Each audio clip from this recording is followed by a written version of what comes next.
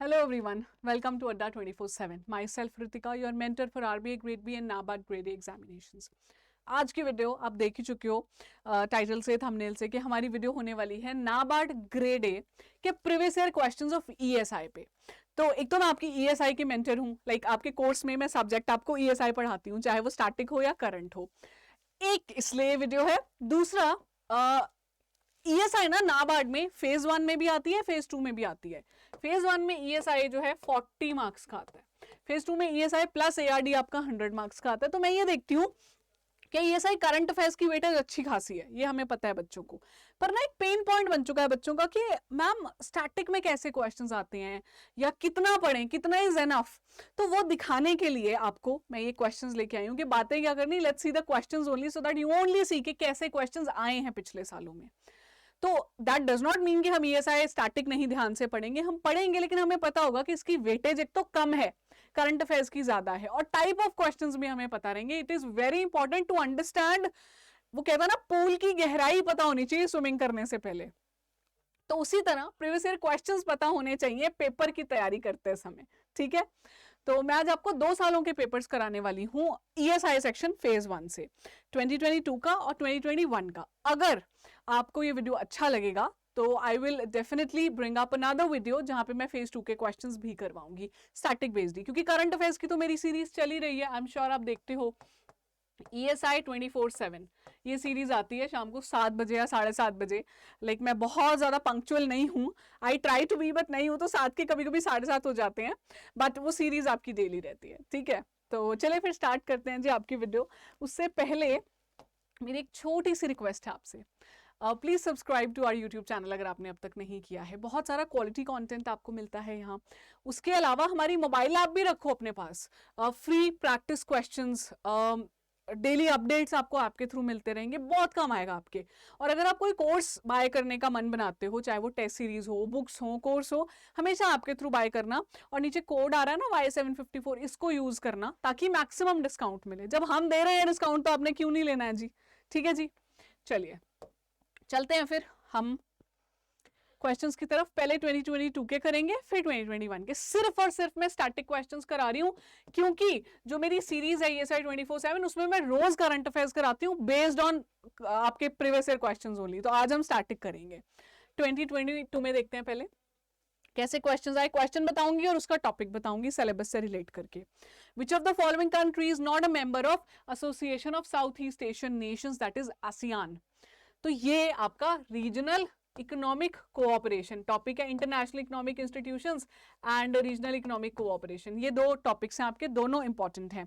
उधर से ही क्वेश्चन आया था कि कौन मेंबर नहीं है, तो इंडिया नहीं है जी इनका मेंबर, ऑब्वियसली बाकी सारी नेशंस है, क्योंकि साउथ ईस्ट एशियन नेशंस की बात हो रही है। तो एक ये क्वेश्चन था, दैट मींस हमें मेंबर नेशंस तो पक्का पता होने चाहिए, सारे ही आपके इंटरनेशनल इकोनॉमिक इंस्टीट्यूशंस और रीजनल इकोनॉमिक इंस्टीट्यूशंस के। अगला क्वेश्चन देखो, Which of the following is not correct regarding new development bank. तो अब स्टेटमेंट्स दे दी, यानी और गहराई में जाना पड़ेगा इन इंस्टीट्यूशंस की। It is established by BRICS, yes of course, Brazil, Russia, India, China, South Africa, इन्होंने एस्टैब्लिश की थी। इसका हेडक्वार्टर है शंघाई में, बिल्कुल शंघाई में है। केवी कामत इसके फर्स्ट प्रेसिडेंट थे, बिल्कुल थे, केवी कामत थे इंडिया से इसके फर्स्ट जो मेंबर थे, प्रेसिडेंट थे। इनिशियल ऑथोराइज्ड कैपिटल इसकी थी $100 billion, that is also true. Wrong क्या है फिर, it can not lend to countries other than BRICS members, ये गलत है, क्योंकि बनाया ब्रिक्स ने मिलके है, लेकिन औरों को भी दे सकता है। तो ये भी आपका REC से ही रिलेट हो गया, रीजनल इकोनॉमिक कोऑपरेशन से। तो एक तो अपने सारे इंस्टीट्यूशंस पढ़ने हैं और उनको अच्छे से पढ़ना है, कब फाउंड हुआ था, कौन कौन उसके मेंबर्स हैं, ऑब्जर्वर हैं तो कितने ऑब्जर्वर स्टेट्स हैं, फर्स्ट प्रेसिडेंट कौन था, कितने पैसे से बना था, वर्किंग के बारे में भी पता होना चाहिए, ठीक है जी। एक और क्वेश्चन देखो फिर, शंघाई कोऑपरेशन ऑर्गेनाइजेशन 2022 में ये हुआ है ऐसा कि बैक टू बैक क्वेश्चंस आए हैं, ऐसा नहीं है कि हर साल ऐसा होता है। और यहाँ पे क्योंकि मैं तो बैक टू बैक स्टैटिक करा रही हूँ, पेपर में तो आप जाते हो तो एक क्वेश्चन स्टैटिक है, फिर 2 करंट आ गए, फिर एक स्कीम का आ गया, फिर एक स्टैटिक आ गया, तो वहां पे ना स्प्रेड रहते हैं ऐसे फैले हुए क्वेश्चन, तो इतना नहीं रियलाइज होता, यहाँ लग रहा होगा अभी, बट एनी हाउ ये तो इंपॉर्टेंट है ही है रीजनल इकोनॉमिक कोऑपरेशन। तो शंघाई कोऑपरेशन ऑर्गेनाइजेशन का मेंबर कौन नहीं है, पाकिस्तान, अफगानिस्तान, रशिया, कजाकिस्तान या उज्बेकिस्तान। तो अफगानिस्तान नहीं है SCO का मेंबर, तो इसके भी ऑफ कोर्स हमें पता होने चाहिए, पूछा नहीं है पर इसका हेडक्वार्टर कहाँ पर है, कौन कौन मेंबर्स हैं इसके टोटल, कौन प्रेसिडेंट था पहला, ये चीजें पता होनी चाहिए। ये भी आरईसी में डालूंगी मैं। फिर आया जी एफएओ पे। Yes, FAO food and agriculture organization पे स्टेटमेंट्स आ गई, आइडेंटिफाई करो। Incorrect. It is headquartered at Geneva, no, it is headquartered in Rome. Food and agriculture organization, मैं जब क्लास लेती हूँ तो मैं बच्चों को कहती हूँ कि बच्चे फूड के लिए ना Rome is known for it, काफी फूड फेमस है रोम का, तो इसलिए याद रखना कि food agriculture organization Rome Italy में बेस्ड है। और इस साल तो वैसे ही एफएओ का स्पॉन्सर किया हुआ क्या चल रहा है, इंटरनेशनल ईयर ऑफ मिलेट्स, तो और इंपॉर्टेंट है ऑर्गेनाइजेशन। तो ये गलत था, बाकी सब सही है कि इसके प्रेजेंट डायरेक्टर जनरल थे को डोंग्यू उस टाइम पे, 194 मेंबर्स हैं और यूनाइटेड नेशंस की स्पेशलाइज्ड एजेंसी है। तो बेसिकली ऑर्गेनाइजेशंस के बारे में हमें ये चीजें पता होनी चाहिए। ठीक है जी, एक क्वेश्चन और देख लो। 5 ही क्वेश्चंस थे जो 40 में से आए थे, तो 35 तो आपके schemes, current affairs, report based थे, 5 लेकिन स्टैटिक थे। ये डिफिकल्ट था आपका, पावर्टी एलिविएशन एम्प्लॉयमेंट जनरेशन से रिलेट करके था ये। How much net intake calories have been recommended by the ministry of labour and employment for calculating minimum wages per day. तो कमिटीज बिठाई गई थी जिसके हिसाब से उन्होंने बोला कि मिनिमम आपकी इतनी वेज होनी चाहिए ताकि आप उतनी कैलोरीज बेसिकली इनटेक इतना कर सको। तो वो 2700 कैलोरीज थी पर डे लोगों के लिए जो वेज अर्नर्स थे। ये was not an easy question, ठीक है, बट ऑफकोर्स आएगा ही डिफिकल्ट क्वेश्चन भी। आप सारे के सारे थोड़ा ना आप अगर पूरा पेपर प्रिडिक्ट करके जाओगे तो फिर पेपर वाले को मजा कैसे आएगा। आपका काम, मेरे ध्यान सुनना बात, आपका काम 100 on 100 लेना नहीं है फेज 1 में, आपका काम है कट ऑफ निकल जाना। स्कोर करेंगे फेज 2 में, लेकिन तैयारी तो उसके लिए अभी से करनी पड़ेगी ना। ठीक है, ये थे जी 5 क्वेश्चन जो आपके आए थे फेज 1 में नाबार्ड के 2022 में। अब मैं आपको ले चलती हूँ पिछले साल के फेज 1 के क्वेश्चंस पे, क्योंकि फेज 1 के क्वेश्चंस जो है वो फेज 2 के क्वेश्चंस के कंपैरिजन थोड़े इजियर होते हैं। ठीक है, तो इसीलिए मैं एक फ्लो बनाना चाहती थी सारे फेज 1 के क्वेश्चंस का। तो अब 21 के क्वेश्चंस देख लेते हैं। ये भी वही 40 में से जो आपके क्वेश्चंस आए थे, यहाँ ज्यादा आए थे अप्रोक्सीमेटली में, आई थिंक 10 क्वेश्चंस आए थे आपके, तो वो मैं अब आपको दिखाती हूँ। ठीक है, मतलब हर साल 5 या 10 या 12 क्वेश्चंस आ सकते हैं, तो वेटेज करंट की ही ज्यादा रहती है ईएसआई में खासकर। ठीक है, देखें फिर क्वेश्चन क्या था। Which of the following shows the difference between the exports and imports of goods and services? क्या बताता है जी goods and services के बीच में जो आपका एक्सपोर्ट इंपोर्ट का डिफरेंस है। Balance of payment is the answer to it. ठीक है, तो एक्चुअली बैलेंस ऑफ पेमेंट का ही आपका जो पार्ट होता है ट्रेड, सर्विसेज जिसको इनविजिबल्स कहते हैं, और ट्रांसफर पेमेंट्स, ये सब रहता है।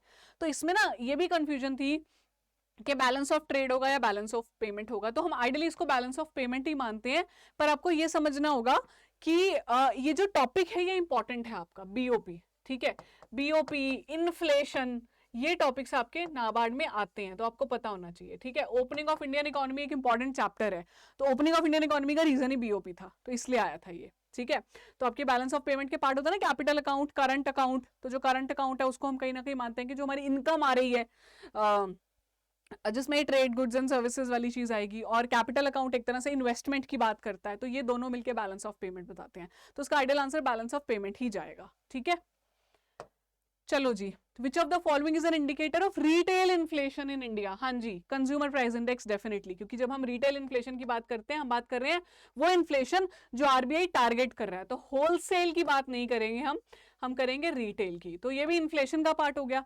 इन्फ्लेशन तो वैसे ही इंपॉर्टेंट है, ये भी पूछ लेते हैं what is the latest inflation as per the previous month जो भी गया है। ठीक है, तो कंज्यूमर प्राइस इंडेक्स इसका आंसर है, होलसेल प्राइस इंडेक्स नहीं है क्योंकि वो रिटेल इन्फ्लेशन की बात नहीं कर रहा है, मतलब हमारे लिए टारगेट हमारा रिटेल इन्फ्लेशन होता है, जो आरबीआई टारगेट भी कर रहा है ना, आरबीआई का टारगेट है 4+-2 इन्फ्लेशन टारगेटिंग रिजीम हम फॉलो करते हैं कि आरबीआई को 6% से 2% के बीच में मेंटेन करके रखनी है अपनी इन्फ्लेशन, तो वो सीपीआई की बात करते हैं। ठीक है, और जीडीपी डिफ्लेटर तो वैसे ही हमें बताता है the price change, basically GDP deflator पे भी अच्छा एक सवाल आया था एक साल में, आई थिंक नाबार्ड 2018 में आया था, जीडीपी डिफ्लेटर का फॉर्मूला पूछा था, तो nominal GDP by real GDP होता है ये। ठीक है, इनटू 100 ऐसे करके ये निकालते हैं, ये भी आया था एक बारी, तो मैं कराऊंगी अगर आप बोलोगे प्रीवियस ईयर भी, इससे पीछे के भी। अगला क्वेश्चन देखते हैं, चलो In India, managing director and chief executive of public sector banks is recommended by which of the following? तो कौन रेकमेंड करता है कि आपको सीईओ और मैनेजिंग डायरेक्टर्स बनाने हैं? तो बैंक बोर्ड ब्यूरो, तो बीबीबी एक बॉडी जो है ये काफी न्यूज में रहती है, और अपार्ट फ्रॉम दैट ये ना आपका पार्ट है ही आपके बैंकिंग सिस्टम का। तो जब हम बेसिकली बैंकिंग सिस्टम की बात करते हैं तो ये आता है बैंक बोर्ड ब्यूरो, ठीक है। तो बैंक बोर्ड ब्यूरो इसका आंसर था। फिर अगला क्वेश्चन क्या है? Which of the following is not correct regarding public accounts committee? तो इंडियन पॉलिटिकल सिस्टम की अगर आप बात करेंगे जी, तो इंडियन पॉलिटिकल सिस्टम में तो आपके आर्टिकल्स भी आ जाते हैं सिलेबस में, जो जैसे राइट टू एम्प्लॉयमेंट पूछ लेंगे, या फिर चिल्ड्रंस को नहीं वर्क करना है, ऐसे कौन सा आर्टिकल है, और इवन जो कमिटीज हैं आपकी पार्लियामेंट कमिटीज वो भी पूछ लेते हैं। तो ये भी इज नॉट कंसिडर्ड इजी, पर ऐसी पढ़ के जाना चाहिए आपको। तो इसमें करेक्ट क्या नहीं है? इट हैज 22 मेंबर्स, करेक्ट है जी। All members are appointed by Rajya Sabha only, नहीं ये गलत था। Following by following tradition chairman of the committee is from oppositionary party, ठीक है बिल्कुल।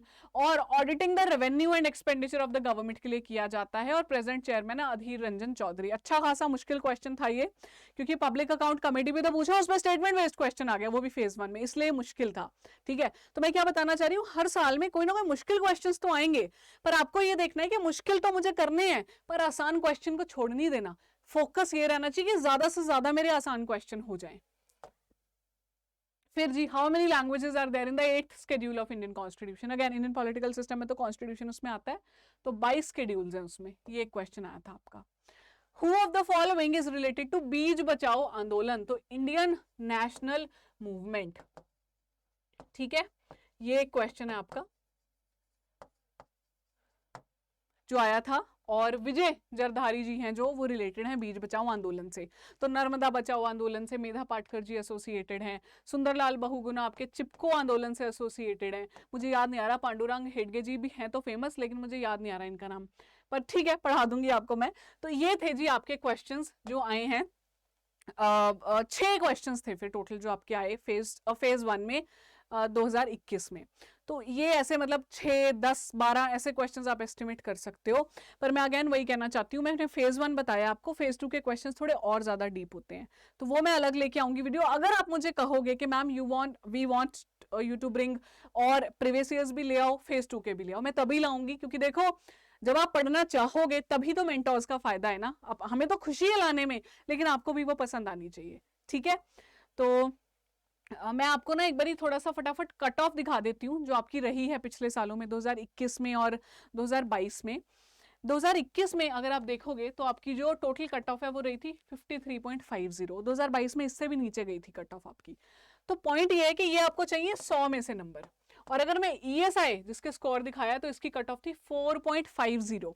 22 में भी इसकी इतनी गई थी 4.50। तो sectional cut off is not a problem, वो तो आप निकाल ही लोगे, पर आपको स्कोर अच्छा भी लाना है। ESI के थ्रू आ सकता है, करंट अफेयर्स और स्टैटिक भी इसका आसान है। यही था मेरा आज का video. I hope you found this video really useful. If you did so, तो let me know in the comments that you want to come up with such videos, you want me to come up with such more videos, ठीक है जी। Thank you so much for your precious time. I wish you all the very very best. बहुत जल्दी मैं आपसे फिर से मिलूंगी। कोई डाउट हो पेपर के बारे में, कोई भी डाउट हो, कमेंट कर देना, I will be available for you. Thank you.